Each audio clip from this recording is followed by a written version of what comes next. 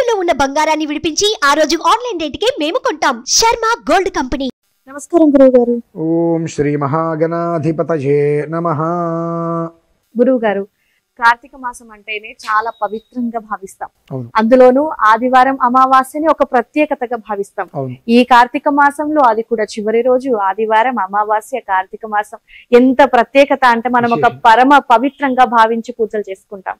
మరి ఈ కార్తీక మాసం అంతా కూడా చాలా మంది పూజలు చేసిన వాళ్ళు ఉంటారు, దీపాలు వెలిగించిన వాళ్ళు ఉంటారు. కొంచెం ఆడవాళ్ళకి సమస్యతో కొన్ని రోజులు, ఒక 5 రోజులు పక్కకున్న వాళ్ళు కూడా ఉంటారు. మరి వీళ్ళందరికీ ఈ కార్తీక మాసం నెల రోజుల పాటు పూజ చేస్తే ఎంత ఫలితం దక్కుతుందో, ఈ చివరి రోజున చేస్తే మనకు అంత ఫలితం దక్కాలి అంటే అసలు ఏం చేయాలి అని చెప్తారు గురువు గారు? మానవ జీవిత మహేతిహాసములో సకల ప్రాణికోటి చేసుకున్నటువంటి ఎన్నో రకాల దోషాలన్నీ కూడా భస్మం చేసేటువంటి సమయం ఇది. 3 రోజులు. అదృష్టం ఏంటంటే అమావాస్య ప్రతి నెలకి చివరి వస్తుంది. అవును గురువు. ఆదివారం రావడం అనేటువంటిది ఒక ఇంత యోగం.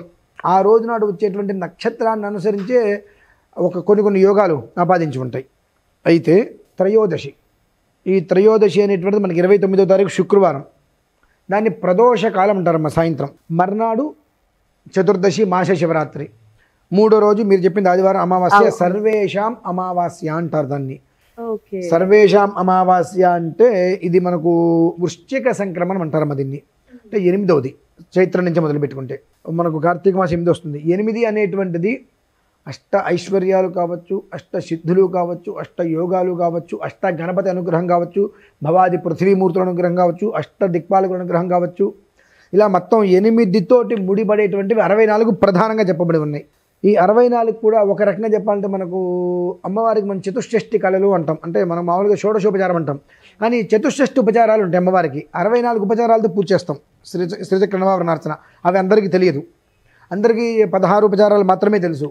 ఆ 64 అనేటువంటిది ఏదైతే చెప్పబడి ఉన్నదో అంత ప్రాముఖ్యతగా మనకు ఉన్నటువంటి 8 రకాల దుర్దోషాలని పూర్తిగా భస్మం చేసి ఈ 64 యోగాలలో మనకి ఎన్నైతే మనకు అర్హత కలిగి ఉంటుందో అవన్నీ కూడా అమ్మవారి అలా ధారపోస్తుంది. అటువంటి అద్భుతమైన రోజులు ఈ 3. శుక్ర, శని, ఆది. ఓకే గురుగారు. చాలా విశేషమైన మరలా వస్తాయా అంటే ఈశ్వర కృప. వస్తాయని మనం చెప్పలేం, ఈశ్వర కృప. అట్లా రావు అని కూడా చెప్పకూడదు.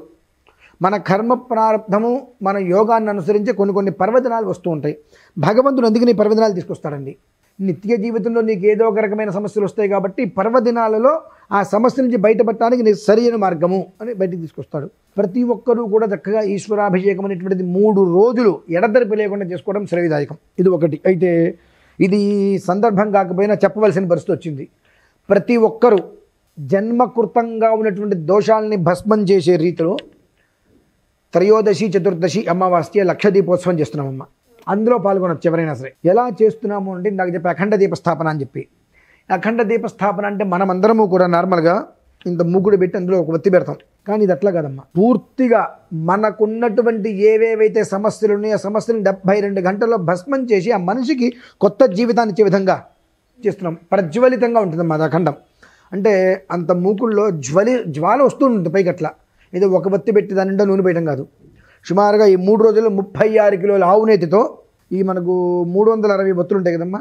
ఆ ఒత్తులు అనేటువంటివి కనీసంగా తక్కువలో తక్కువ 360 ఒత్తులు కట్టలు అందులో వేసి, ఇప్పుడు మీరున్నారు, వారున్నారు, వీరున్నారు, ఎవరైతే అక్కడికి వస్తున్నారో వారికి ఉన్నటువంటి సమస్య ఏమిటైన విషయం సంకల్పం చెప్పి వారి చేతులతో 11 కత్తలను అందులో వేయిస్తే ఆ జ్వలిస్తూ ఉంటుంది. అది ఆ జ్వాల ఏ స్థాయిలో అయితే వస్తుంటుందో ఆ పైనుంచి వెళ్ళే నల్లటి మాడిపోయిన పొగ, ఆ పొగ రూపంలో వీళ్ళ పాపాలను కూడా భస్మం అయిపోతాయమ్మా. అటువంటి అద్భుతమైన మహాక్రతువునైతే ఆ 3 రోజులు నిర్వహించడం జరుగుతుంది. ఉదయం పూట శ్రీచక్ర నవావరణార్చన అమ్మవారికి, మధ్యాహ్నం పూట ఇది చేసుకొని లక్ష దీపోత్సవంగా చేయటం. మర్నాడు మాస శివరాత్రి. ఆ రోజు నాడు 360 కలశాలు స్థాపించి ఆ 360 కలశాల్లో జలాన్ని నింపి ఆ జలానికి విశేషమైన అర్చన చేసి ఆ 360 కలశాలతో ఈశ్వరుడికి అభిషేకం. సాయంత్రం దీపోత్సవం. అమావాస్య చాలా విశేషమైన రోజు. సర్వేషాం అమావాస్య. కమ్ముకున్న చీకట్లని పూర్తిగా పటాపంచలు చేసి మర్నాడు ఉదయం, అనగా మనకు ఆదివారం అయిపోతే సోమవారం ఉదయం నుంచి నూతన ఉత్తేజం, నూతన జీవితాన్ని ప్రసాదించేటువంటి విశేషమైన రోజు అమావాస్య.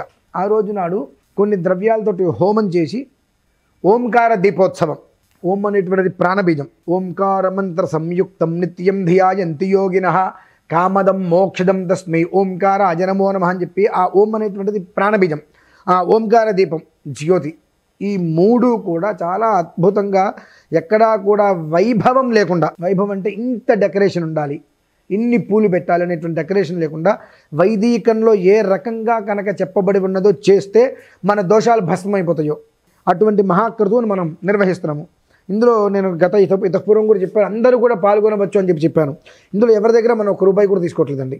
ఓకే గురువుగారు, మీరు ఇంత కట్టండి అనేటువంటి స్థితి లేదు. మేము ఏం చెప్తున్నామంటే, నాకు ఆ క్రతువుకి 1300 ప్రమిదలు, 1200 వరకు ఒత్తుల కట్టలు, 112 కిలోల నువ్వుల నూనె, 36 కిలోల ఆవు నెయ్యి, అంతవరకు మీరు ఎవరైనా పాల్గొందాం అనుకున్న వాళ్ళు సమకూర్చండి చాలు. ఎవరికి ఏది సహకరిస్తే అది, ఒత్తులు కావచ్చు, నెయ్యి కావచ్చు, నూనె కావచ్చు, ప్రమిదలు కావచ్చు, అన్నీ కూడా అగ్ని సంబంధమైనవి. అవును గురువుగారు. మన ఆ అగ్నిహోత్రంలో వేసేటువంటి ప్రతిదీ కూడా భస్మం అయిపోతుంది. మనం చేసుకున్నటువంటి పాపాలన్నీ కూడా భస్మం చేసేటువంటి రీతిలో అఖండ జ్యోతి ప్రజ్వలన మనం చేస్తున్నాం. ప్రజ్వలితంగా అది ఆ 72 గంటల సేపు వెలుగుతూనే ఉంటుందమ్మా. అది ఇది నార్మల్గా ఒక వెత్తి పెట్టి నూనె దొరి చుట్టం కాదు. ప్రతి కాసేపటికి రావటం, అందులో ఇన్ని ఉన్నాయి.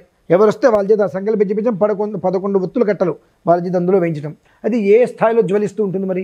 ఆ ఎంత జ్వలిస్తూ ఉంటుందో అంతగా వాళ్ళ పాపాలన్నీ పోతుంటాయి. వీళ్ళందరికీ నేను చెప్పగలిగేది ఏంటంటే, మీ కష్టాలన్నీ కూడా నావి అని నేను గట్టిగా అయితే పూర్వం చెప్పాను. ఎలా అండి అంటే, అమావాస్య రోజు నాడు చేసేటువంటి క్రతువు పూర్తయిన తర్వాత అవభృత స్నానంగా అక్కడ ఉన్నటువంటి అభిషేకం చేసిన జలం అంతా కూడా ఇవ్వడం జరుగుతుంది. కొంతమందికి ప్రోక్షణ చేసి ఇస్తాము. పాడ్యమి ఉదయం అంటే మార్గశిర మాసం ప్రారంభం, ఆ ఉదయం పూట ఇచ్చినటువంటి ఉదకాన్ని వారి ఇంట్లో నీళ్లు బకెట్లో పోసేసుకుని ఆ నీళ్ళు కనుక పోస్తే, ఈ శిరస్సు మీద నీళ్లు పోసుకోవడం వల్ల ఆ నీరు ఏ రకంగా అయితే కనుక పైనుంచి ఇలా కిందకి వెళ్ళిపోతుందో, శిరః పాద పర్యంతం, శిరసి పాద పర్యంతం, పాదాల మించి అలా మురికి వెళ్ళిపోయినట్టుగా కంప్లీట్గా వెళ్ళిపోయి అంత బండరాయిని పక్కన పడేస్తే ఎంత తేలిగ్గా మనం ఉంటామో క్షణకాలంలో అది నేను నిరూపించగలను. అక్కడ అంత అద్భుతమైనటువంటి మహాక్రతువు నడుస్తుంది పూర్తి వైదికంగా.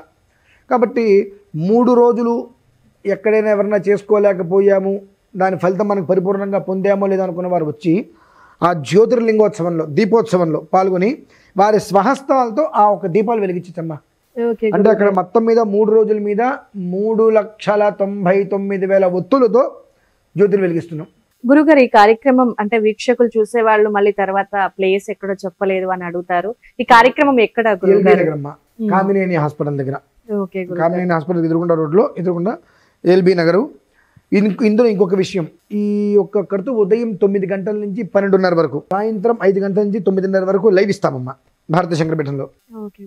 నేను వాస్తవంగా చెప్తున్నాను, ఆ లైవ్ కనీసం అందులో చూసి అమ్మవారికి, ఆ భగవంతుడికి నమస్కారం చేసుకున్నటువంటి ప్రతి ఒక్కరికి కూడా అద్భుతమైన ఫలితాలు వస్తాయి. అందులో పాల్గొనాల్సిన అవసరం లేదమ్మా, చూసినా చాలు. మరి పాల్గొనమని చెప్పారు కదండి అనొచ్చు, కరెక్టే. ఇప్పుడు ఎవరో ఒకరికి ఏదో ఒక రకమైన సమస్య ఉండొచ్చు, ఏం చేయాలో అర్థం కాని పరిస్థితి ఉండొచ్చు. ఇంత ఖర్చు పెట్టుకొని ఒక విధానం చేసుకోవడం వేరైతే, కేవలం అంత 72 రోజుల పాటు నిర్వహించేటువంటి ప్రజ్వలిత అగ్నిముఖంగా ఉండేటువంటిది దీపస్థాపన ఖండం, అందులో తీసుకెళ్ళి మన సంకల్పం మొత్తం చెప్పుకొని వేసేసుకొని ఆ 3 రోజులు అక్కడ ఆ జ్యోతులు కనుక మనం వెలిగించుకుంటే, ఆ జ్యోతిలో ఆ భగవంతుడి యొక్క అనుగ్రహాన్ని మనం రూపాన్ని చూసుకుంటూ ఏమైనా దోషాలు మొత్తం మనం ప్రక్షాళన చేసుకోలేమమ్మా, భస్మం చేసుకోలేమా? అంతటి విశేషమైన క్రతువు అయితే నడుస్తుంది. ఇంకా ఆ 3 రోజులు ఎవరికి వారింట్లో ఇంత మట్టితో శివలింగం చేసుకొనైనా చేసుకోవచ్చు, ఇదైనా మనం చేసుకోవచ్చు. 2, ఎవరు ఒకరి నమ్మకంతో నాకు సంబంధం లేదు. అమావాస్య రోజు నాడు జ్యోతిర్లింగానికి చాలా విశేషం ఉందమ్మా. ఏంటి అంటే, అమావాస్య అంటే మామూలుగా చీకటిగా ఉంటుంది మొత్తం అంతా. ఈశ్వరుడు అమ్మవారు పైనుంచి చూస్తూ ఉంటారు. అమావాస్య రోజు నాడు దీపోత్సవం, అసలు ప్రతి అమావాస్య ఇదని కాదమ్మా, అసలు మామూలుగా అమావాస్య రోజు నాడు దీపోత్సవం ఎవరు చేస్తారు అని చూస్తూ ఉంటాడు ఆయన. ఎందుకని మన దీపావళి కూడా మన టపాకాయలు పిలుస్తాం, కానీ ఆ దీపాలతో అలంకారం చేస్తే పైనుంచి భగవంతుడు చూసి కిందకి ఆ ప్రాంతం మొత్తం కూడా సువర్ణమయంగా వెలిగిపోతుంది. దీపం బంగారపు కాంతిలో ఉంటుంది. అవును గురువుగారు. మనం ఎక్కడైతే ఒక దీపం వెలిగిస్తామో అది ఒక అంగుళం కనుక వెలుతురు వస్తే 27 కిలోమీటర్లు దాని యొక్క ప్రభావం చూపిస్తుందమ్మా. అటువంటిది అన్ని దీపాలు మనం వెలిగించినప్పుడు ఆ పైనుంచి చూసినప్పుడు ఎంత కాంతి అయితే సువర్ణమయంగా ఉంటుందో, దీపావళి అమావాస్య చిమ్మ చీకట్లు పోనీ పౌర్ణమి కాదు, తెల్లటి వెన్నెలు అనుకోవడానికి అమావాస్య రోజు నాడు ఆ ప్రాంతం మొత్తం కూడా బంగారంలాగా మెరిసిపోయే రీతిలో దీపోత్సవాన్ని చేశారు వాళ్ళు. అది ఎవరైతే చేశారో, ఎవరైతే చూశారో, ఎవరైతే దాంట్లో పాల్గొని ఉన్నారో వారి కుటుంబాలన్నీ కూడా స్వర్ణమయం అయిపోవాలని చెప్పి భగవంతుడు అనుగ్రహిస్తాడండి. దీపావళికి దీపోత్సవానికి మూలకాంతదే. అవన్నీ దృష్టిలో పెట్టుకొని ఏ ఒక్కళ్ళకి కూడా 5,000 నోట్లోకి వెళ్లకుండా ఉండకూడదు. ప్రతి ఒక్క మనిషికి కడుపు నిండాలి, ప్రతి ఒక్క మనిషి మంచి బట్ట కట్టుకోవాలి, సుఖంగా జీవితాన్ని నడిపించుకోవాలన్న ఒక ఉద్దేశంతో ఈ 3 రోజులు నేను నిర్వర్తిస్తున్నది. ఈ ఎవరిష్టం వాళ్ళది, పాల్గొనవచ్చు, పాల్గొనలేకపోవచ్చు, ఇంట్లో కూర్చొని చేసుకోవచ్చు, ఎలా అయినా అది వేరే విషయం. కానీ ఆ 3 రోజులు మాత్రం ఎడతెరిపి లేకుండా 72 గంటల సేపు ఈశ్వరుని కనుక ఆరాధన చేసుకోగలిగితే వచ్చేటువంటి పుణ్య ఫలితం అంతా ఇంత కాదు.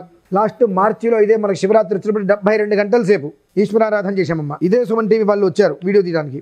72 గంటలు చేసినప్పుడు లింగోద్భవ కాలంలో అర్ధరాత్రి 12 గంటల సమయంలో ముందు రోజు చెప్పా, లేదా ఉదయం పూట రాత్రి 12-12:30 గంటల సమయంలో ఎవరైతే కనుక భక్తి శ్రద్ధలతో ఇక్కడ కూర్చుంటారో వారికి సాక్షాత్తు ఈశ్వరుడు ప్రత్యక్షంగా దర్శనం కలుగుతుంది అని ఆ రోజు నాడు చాలా మంది చూశారమ్మా. అక్కడ ఆ రోజు నాడు శివరాత్రి రోజు నాడు ఇదే 72 గంటలు చేశా కంటిన్యూగా. 72 గంటలు చేస్తే శివరాత్రి అర్ధరాత్రి లింగోద్భవ సమయంలో ఈశ్వర సాక్షాత్కారం ఆయన నటరాజ రూపంలో కనిపించాడు. సుమన్ టీవీలో లైవ్లో వచ్చిందండి ప్రోగ్రాంలో. నేను అందరూ చూశా, నాకు ఫోన్ చేసి ఆ బిట్టు పంపించారు నాకు. అది చూసి ఒక్కసారి నేను కంగు తిన్నా.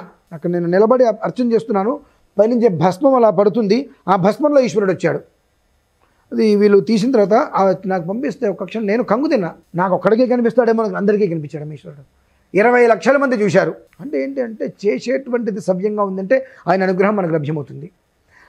అదే రీతిలో ఖచ్చితంగా ప్రతి ఒక్కరి జీవితం పునః ఇతపూర్వం ఉన్నటువంటి ఒక నాసిరకమైన విధానం లేకుండా చక్కటి విధానంతో అనువర్తనంతో కుటుంబ సౌఖ్యంతో ప్రశాంతంగా నదీ ప్రవాహం వలె నడిచిపోవాలి. వారందరికీ కూడా నూతన జీవితం అనేటువంటిది పునః ప్రారంభం కావాలి మార్గశిర మాసం మొదటి రోజు నుంచి అని సంకల్పంతో ఈ ఒక్క విధానం మేమైతే నిర్వర్తిస్తున్నాము.